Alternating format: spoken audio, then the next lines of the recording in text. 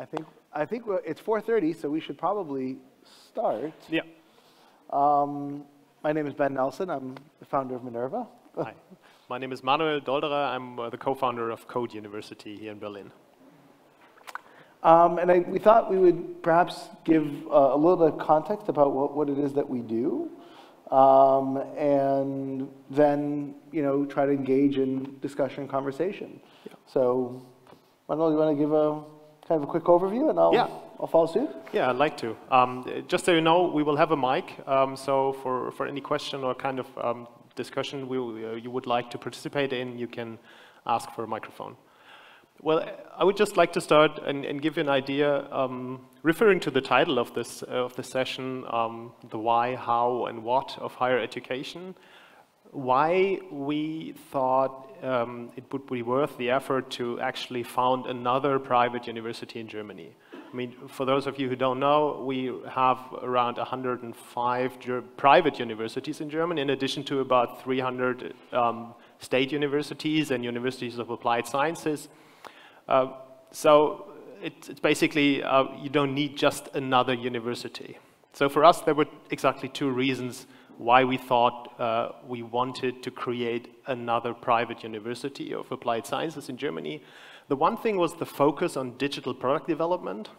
So this idea that we need something next to computer science or informatic in Germany that is more, more hands-on, more related to what's actually happening in e-commerce companies, in software companies, in terms of digital product development. So basically what business schools are for normal economic study programs, if you will. That was the first idea. And the second idea was that we as a founding team were deeply convinced that the way students learn today in traditional higher educational institutions is a huge waste of resources. I mean, if you look at the way we naturally learn as children, we learn basically all the time curiosity-driven. So we're curious about something, we're interested in something, and we want to understand it. We want to learn it, we want to be able to do it. And that's how we learn to talk, to walk, how to use a spoon, tie your shoelaces. Everything we're learning out of curiosity until the day we enter school. And then it stops. And then basically nobody asks you anymore, what are you interested in? Because there's a curriculum and there are experts and teachers, and basically for every day of your school life, and it continues into the university, there is someone telling you when to learn and what to learn. And that's what we were trying to change. So from a very curriculum and teacher and professor-centered approach to a student-centered approach. What would it mean for a higher education institution to create a learning environment where the curiosity of the student is the driving force behind learning, and not the fact that a professor thinks a student has to learn something and then comes with a test and tries to find out if the student has actually learned it. Because when you look at the knowledge students gather to pass a test, this knowledge usually disappears after the test is done, because that was the reason for learning it. And so we were thinking, as I said, of a learning concept that would enable students to follow their own curiosity, their own interest, a student-centered and student-driven learning approach. And what we came up with was basically students are working in projects, in teams. And these projects are created together with corporate partners and startups and experts from outside the university to make sure that they are related to the real world, to something that's happening out there in terms of technologies and developments. And then we create, together with these partners, we create projects. And the students can look at the different projects and decide which project they find interesting and which project they want to be part of and which role they want to take on. Role and responsibility. And by doing so, they can also decide what they want to learn, because different competences, different skills, different methods and tools are related to these roles in the projects. And that's how students can really make their own decisions and create their individual learning journey throughout the study program. That's what we're doing in 3 different fields: in software engineering, in interaction design, and in product management. And because what most of the partners we were talking to in the founding phase told us was that today's employees need to be able to work in teams. That's what we are forcing our students to do from day one. So from day one, they are part of a team, and they have to find out how to work together as a team.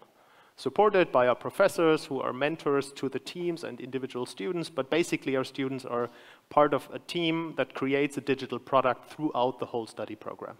And everything they learn related to this experience within the project that has, as a project, a relation towards the outside world, to partners, to someone who actually has a problem that this product addresses.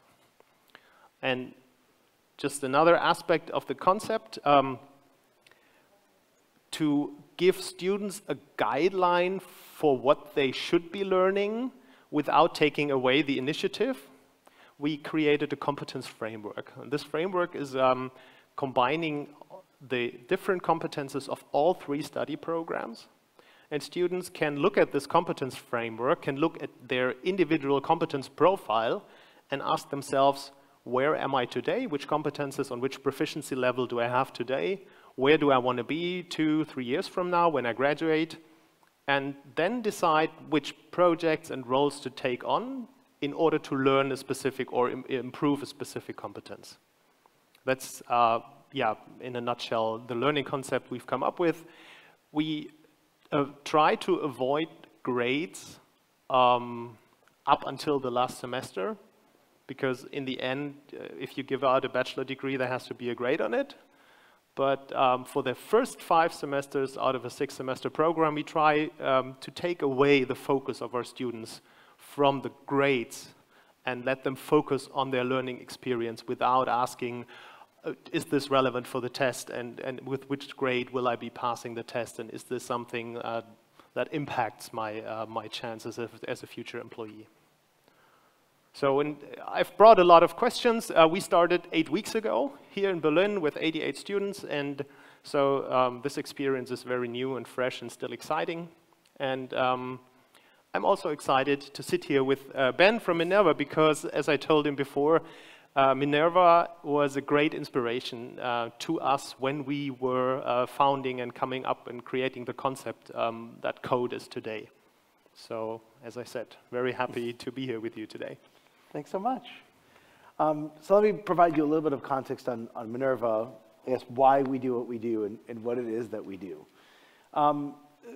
I'll probably start a little bit more philosophical. So Minerva is an American university, and that is worth mentioning because the United States has kind of a unique view of what higher education should be. And it's actually unique in the modern age, but it was modeled after an ancient philosophy. The United States and the founding fathers of the United States fashioned themselves after the ideal or idealized version of the Roman Republic of ancient times. And the concept in the Roman Republic was revolutionary at the time, which was that governance would be done by representatives of the citizenry from among the citizenry. And this was a radical idea. It was a radical idea because up until that point, and frankly, after the Roman Republic, even in some cases during the Roman Republic, after the Roman Republic really fell and the Roman Empire came in its place, who ruled the people were the offspring of the previous people who ruled the people, or the people who killed those individuals and took over violently. And so, and in general, the role of someone in society was determined at birth, right? If you were born to the blacksmith, you will be the blacksmith in the future. If you were born to a doctor, you will be a doctor. If you were born to the king, you will eventually be the king or the queen. And so that world was, in the time of the Revolutionary War in the United States, was the world that existed. I mean, the entire world was effectively some form of dynastic rule. And what was unique in the United States when it rebelled against this dynastic formula is that the institutions in these, and at that point, colonies, weren't very well established. In fact, if you look at the number of universities or colleges, institutions of higher learning, before the beginnings of the ideals of the Founding Fathers came about, which was roughly in the 1740s, you could count them on effectively one or two hands. They were almost non-existent. And so as the Founding Fathers started to think about what should institutions of higher education do, what should they provide, they thought about this idea of providing practical knowledge. That's what Benjamin Franklin called it. Thomas Jefferson called it useful knowledge. And the idea between practical and useful knowledge was that it wasn't teaching a trade. It wasn't about teaching something narrow. It was about teaching broad skills that could be applied to anything that may confront you in the future. Now, this was a radical idea.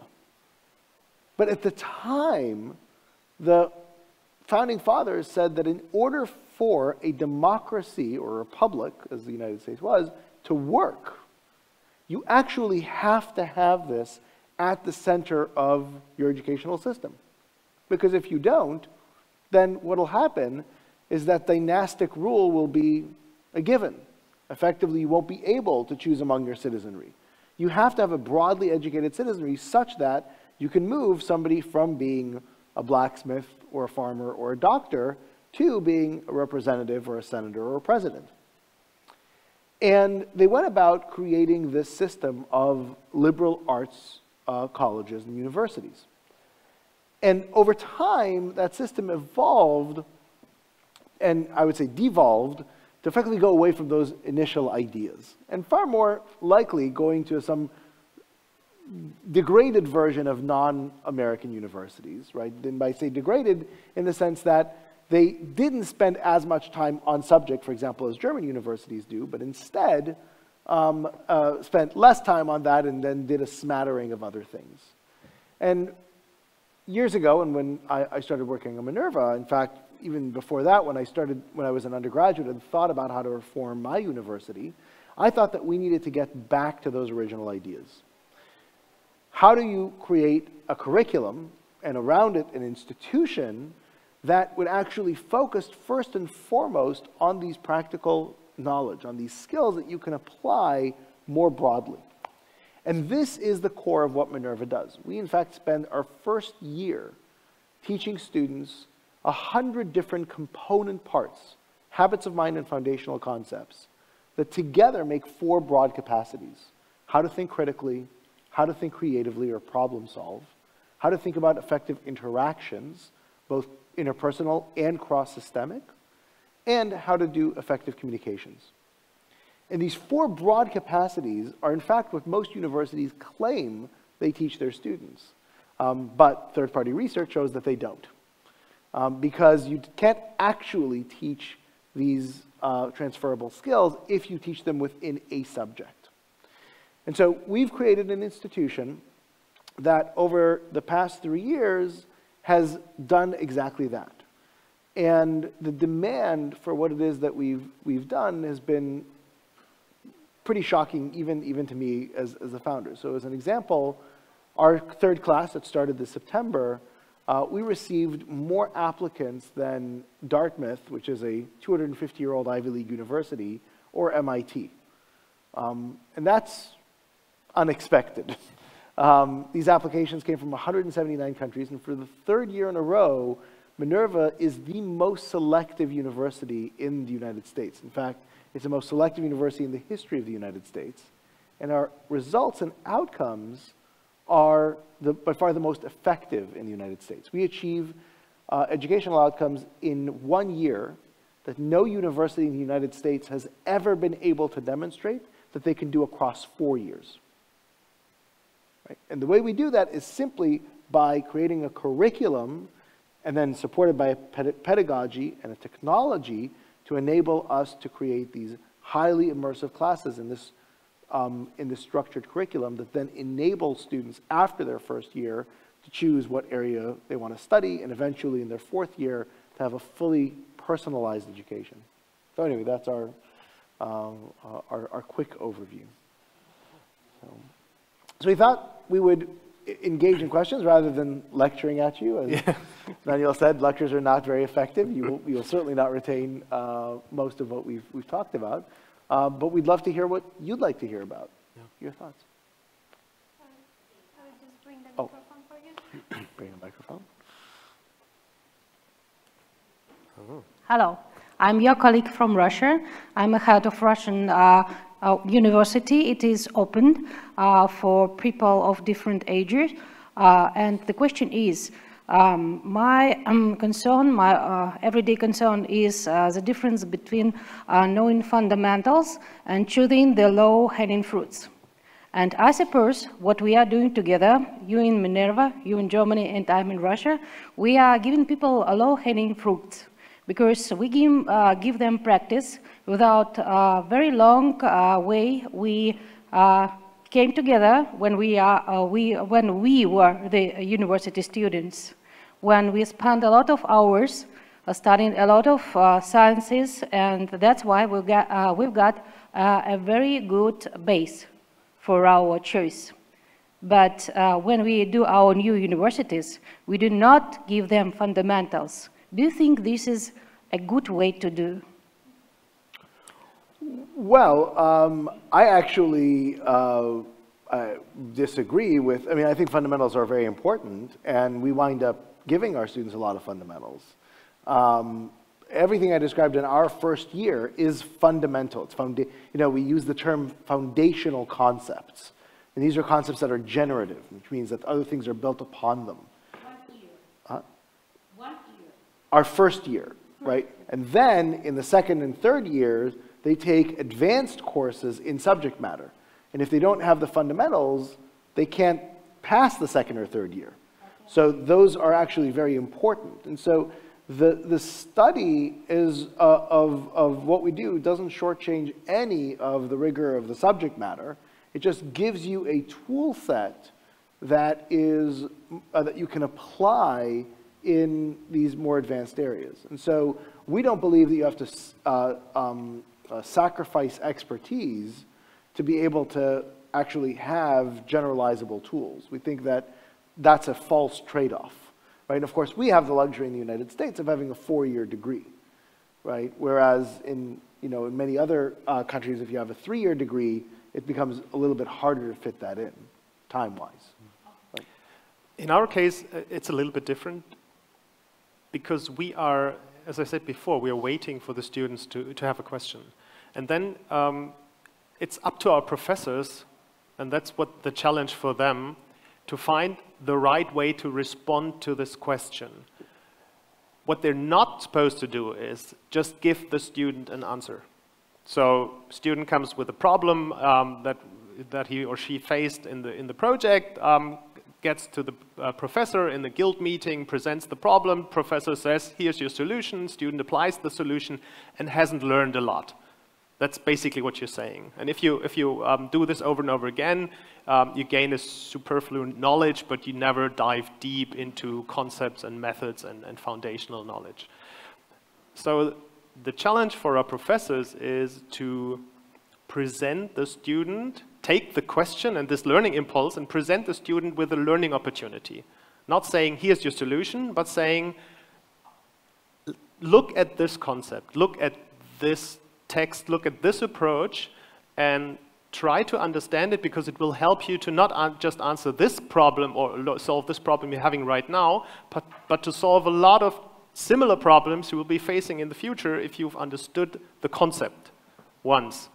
And the interesting thing is that the motivation to dive deep into concepts and theories and methods is much higher if you at the same time have something you can apply it to. Because otherwise you have to believe your teacher who always tells you, yes, this will be relevant in the future sometime, but that's not really good motivation to learn something. So we're not forcing our students, but we are encouraging them to take a concrete problem and use it as a trigger to dive deep into theories and concepts. So the role of the professor is to be a tutor. Exactly. For students. Yeah. And the course he can take anywhere. For instance, in internet. Yeah. If you want to deep dive. Yeah. Okay. Thank you. Sorry, I still have a mic while it's passing. How do you convince or demonstrate to authorities or accreditation agencies that you are still a university and you are still teaching and I mean you fitting into the you know round holes?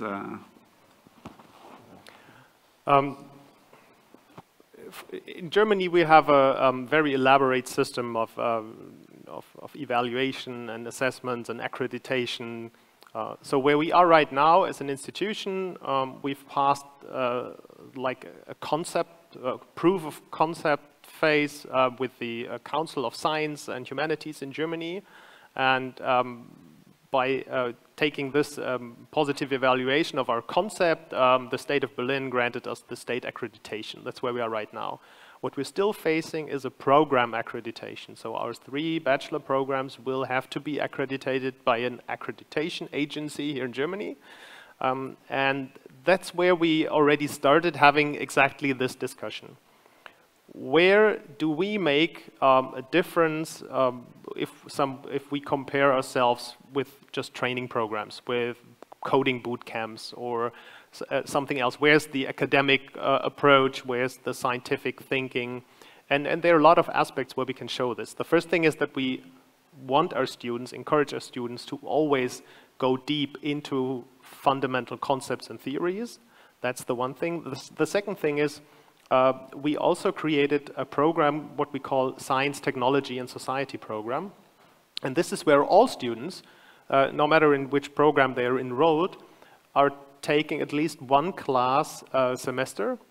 And this is all about learning how to think critically, how to think and scientifically, how to read and write, and how to come up with creative problem-solving strategies.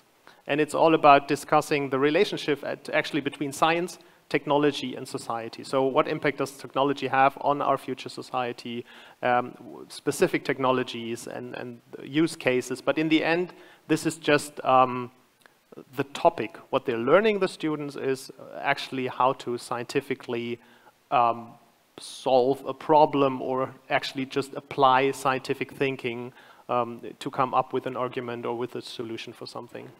That's where we try to make this academic world actually approachable for our students.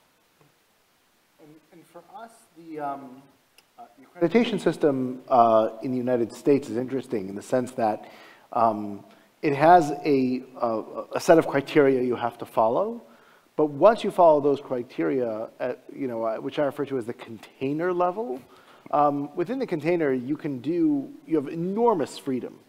And so on the surface, Minerva looks just like any other accredited university. It's 120 credit hours to graduate, there's a major, there's electives, there's general education, it's 4 years, 2 semesters a year, there's a PhD, a small number of students per class, there's seat time, so everything, there are measured learning objectives, etc. And so everything on the surface is exactly the same. It's just that we, within that container, change the substance so everything we do is effective. And in fact, we just did our mid-term report. Accreditation in the United States gets renewed every 7 to 10 years, and halfway through you have to do a report. The regional accreditor, which accredits every university in California, Hawaii, and Guam, this is our region, so Stanford, Caltech, Berkeley, etc. And they asked if they could use our midterm report as a model to show every other university in the region what an accrediting report should look like. And so in many ways, we we have surpassed by far the accreditation requirements, and we've taken to heart many of the things that the accreditors has been urging universities to do, but they have not done. So we have really not found it to be particularly difficult. One aspect that's quite similar to what you've just described is in Germany we've had this Bologna reform some years ago, and the basic idea was to get study programs in universities to become more outcome oriented, to look at learning outcomes and not at the input, not at the hours a student spends in class, but what he's actually learning. We haven't really realized this idea by how our bachelor and master programs are set up right now, but that's exactly what we are doing. We are really focusing on learning outcomes. So for us, it doesn't matter where or when a student learns something. It's important that we can measure that he actually learned it. And so in a way, we are,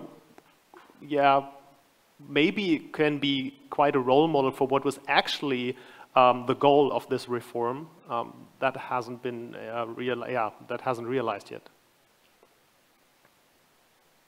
I don't know, how does it work? Yeah, sorry. I'm from a business college in Copenhagen. We're more or less doing the same thing as you are doing at Code University, or what you call Code? Yeah. Code. Just a comment.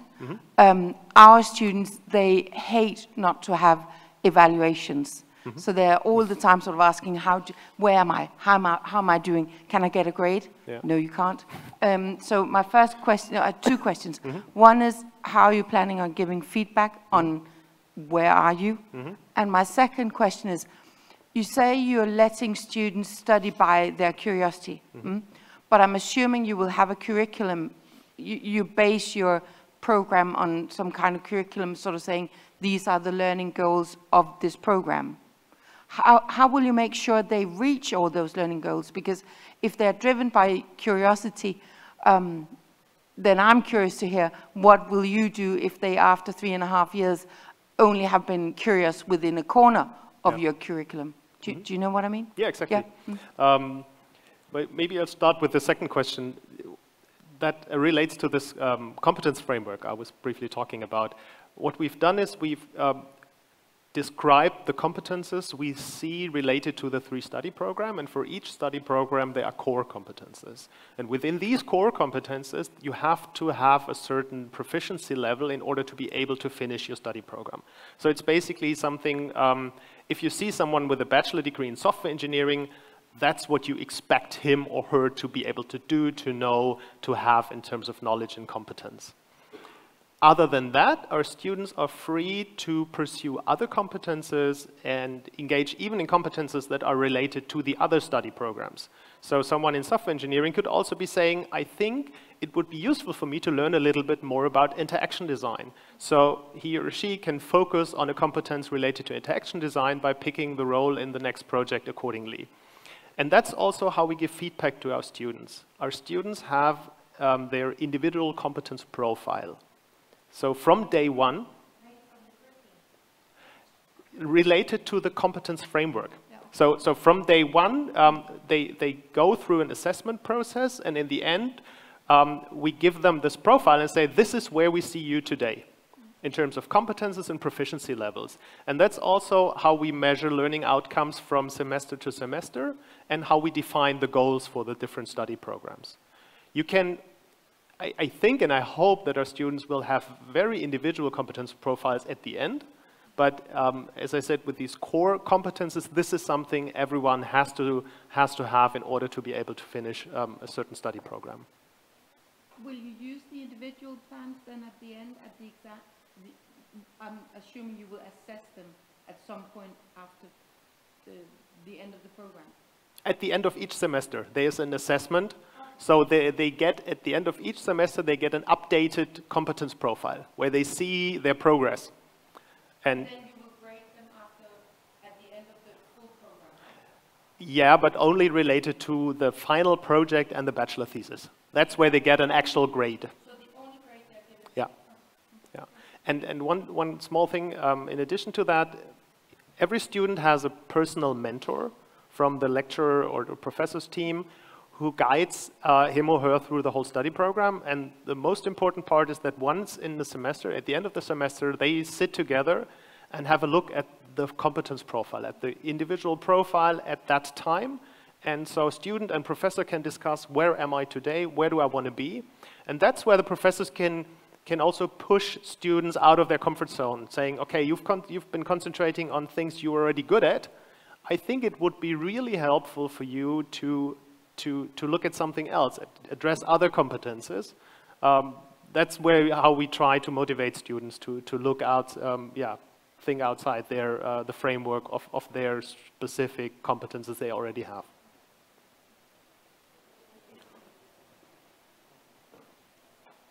Yeah, so what I'm wondering, did you think about how companies that are eventually going to hire your graduates, they don't really have any comparison because they don't get grades. So if you have students that go to regular universities where they work with grades, then they can ask you as a graduate, like, what are your grades? And then they can compare that and decide if that's good enough for them or not. Did you think about how that will fit if your students don't really get graded, how companies will perceive that then? Yeah. Interesting question. We had a lot of discussions about that. There are two things to that. First, we started with 8 corporate partners who all basically agreed that they would hire our students without looking at the grade. And that's where we had a lot of discussions with potential employers, and we asked them exactly that. What would you look at? And basically what they were saying is, this idea that a bachelor degree and a grade gives me the opportunity to compare students is just not working. Because if I see a degree from a university I don't know, and it has a 2.3, I have no way of finding out whether this is a good grade or not, because there is no comparison. At some universities, at some professors, this could be a really good grade. At others, it's a really bad grade. So what we're trying to do is we come up with a different way for our students to show what they actually can do and what competences they have, so they can present this competence profile. And they also can present the portfolio of projects and products they've been working on, and it's much more useful information for a future employer than just looking at the degree. We, by the way, have a similar approach, but we still use grades. Right? I think the fundamental problem of grades is they're completely and utterly meaningless, exactly for that reason. What is an A? What is a B? Nobody knows, right? It's all dependent on the professor. It all depends on what the professor deems is appropriate and what isn't. It's absurd. Whereas if you measure competencies, you have to use rubrics, you have to figure out what level of mastery you have, etc. But then what we do, because the world is used to seeing grades, again, for us, this is a container. So we never rebel against containers. We give the container meaning, right? And so we actually have a clickable transcript where at the very high level, you'll see somebody gets A minus, B, etc. But then you can double click and understand, what does an A mean at Minerva? Right? You have a certain level of mastery of a certain number of foundational concepts, a certain amount of transfer, right? And you can go down and actually drill down into it. And then you can actually get a profile of how well does this student think critically? In what elements has he mastered? In what elements is he struggling? Right? In what elements is he fine? Right? And then you can actually go even further and have a connection and say, show me every single time that this student used Bayesian statistics. And you can see an entire 4-year portfolio of them using Bayesian statistics in class, talking. You can see them in Bayesian statistics in their project work, etc. Now, a student would most likely not release this transcript to most people, but the student themselves can go back and see their history, and everything they've done at Minerva is recorded and stored. And so they can then pick out from their portfolio and say, wow, I did a great job in this debate. I'm going to show that to an employer, right? So again, the substance is what matters. But when it comes to the interface to the external world, we want to be understandable, right? So we translate substance to style.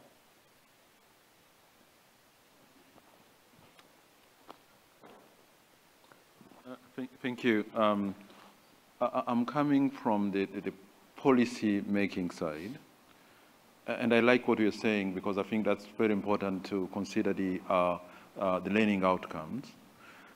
My question of my challenge has always been, on one side, when you move into learning outcomes, then why do you still have to put too much emphasis on accreditation when we definitely want to see more flexibility coming into education? I think what you've been discussing here is really flexibility, no matter where you teach from, if it's a workplace or a classroom, but these are the learning outcomes that you're looking for.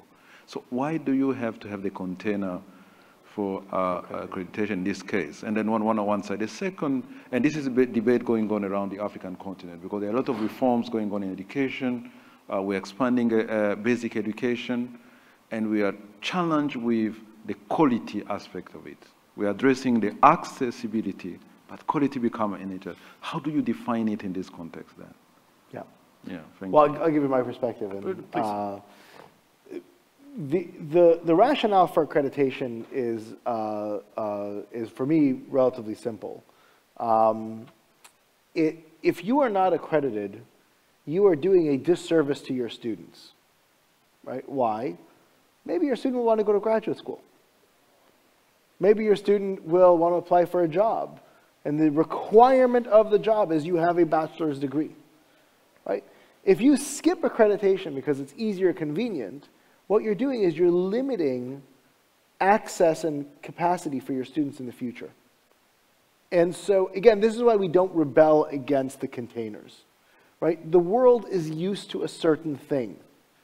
And rather than saying, revolt, down with the system, burn everything, and have the world conform to what I think the world should be, instead, we say the world has certain interfaces, certain inputs and outputs.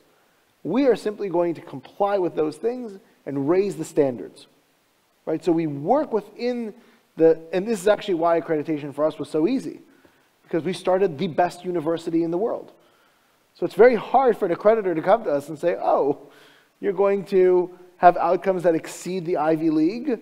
No, you're not accredited. That's impossible. They're not going to be able to say no.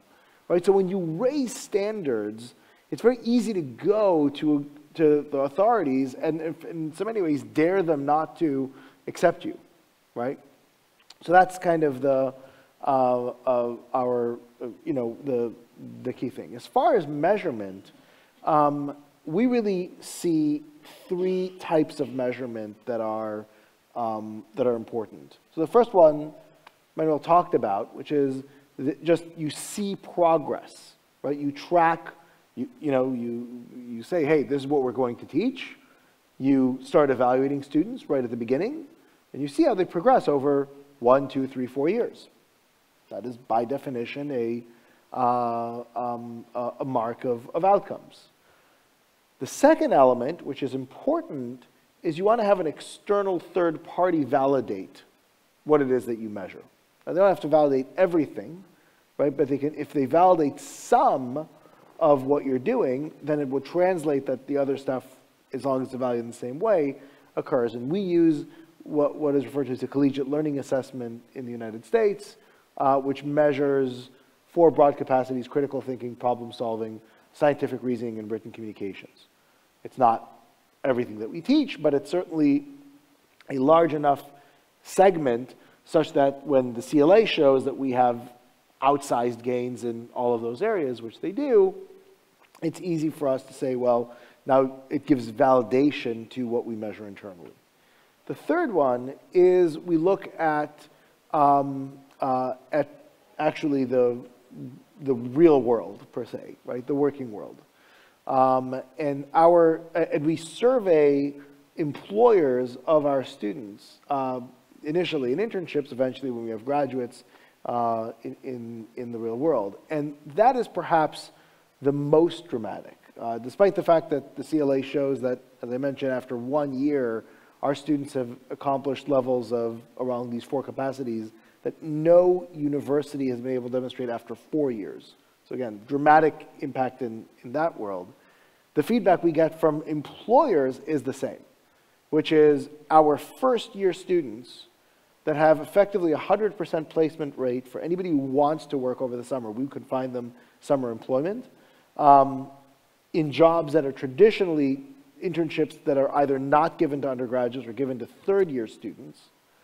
The managers of those students say that 90% of Minerva undergraduates, first-year students in these surveys, outperform their expectations of any undergraduate from any year, mostly third-year students.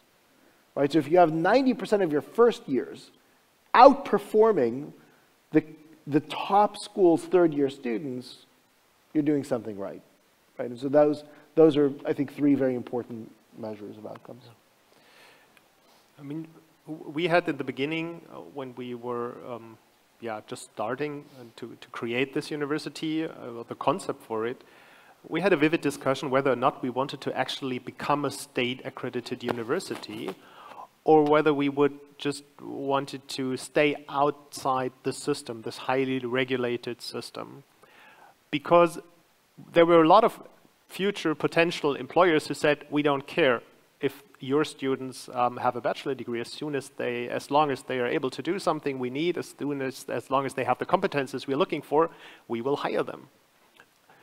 What made us go into this system and accept all the limitation and all the framework and everything that comes with it was basically two aspects. The first one is it's a kind of this system makes sure that students who trust you as an institution with no track record, don't get fooled, basically.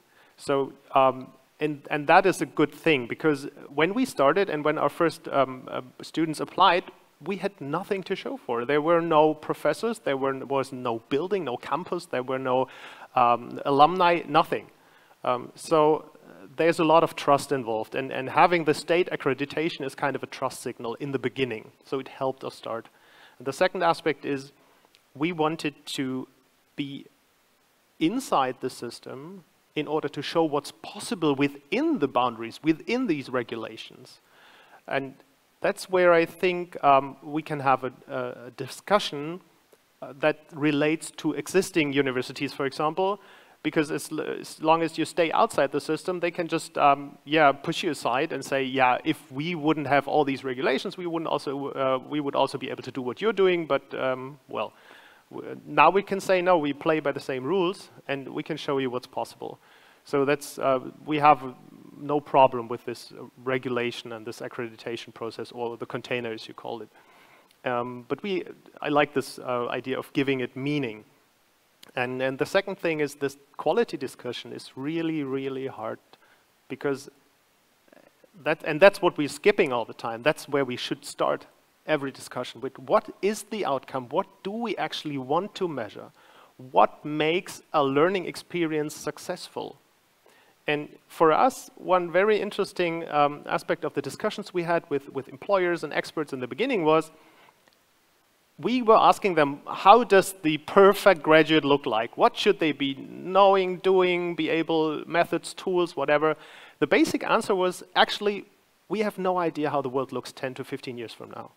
So in terms of concrete knowledge, we cannot give you an answer. But what we do know is we need team workers. We need people who are really able to be a productive part of a team, and that therefore you need to have a lot of communication capability, sensibility towards interpersonal communication and everything that's involved in that. They have to be able to creatively solve problems we don't know that will exist in the future. And please let them learn this. And they have to be not just willing, but they have to be excited to learn new things, because they have to keep learning from day to day, from year to year, throughout their whole professional life. And so for us, besides all the factual knowledge and the tools you're learning and the methods you're learning, these are the three most important learning outcomes. And that's what we're focusing on. Well, we are officially out of time, but we're a small enough group, so we're happy to chat a little bit for a few minutes afterwards. But thank you very much for joining the session. And if you want to chat for a couple minutes afterwards, we'll be here. Yeah, thank you very much.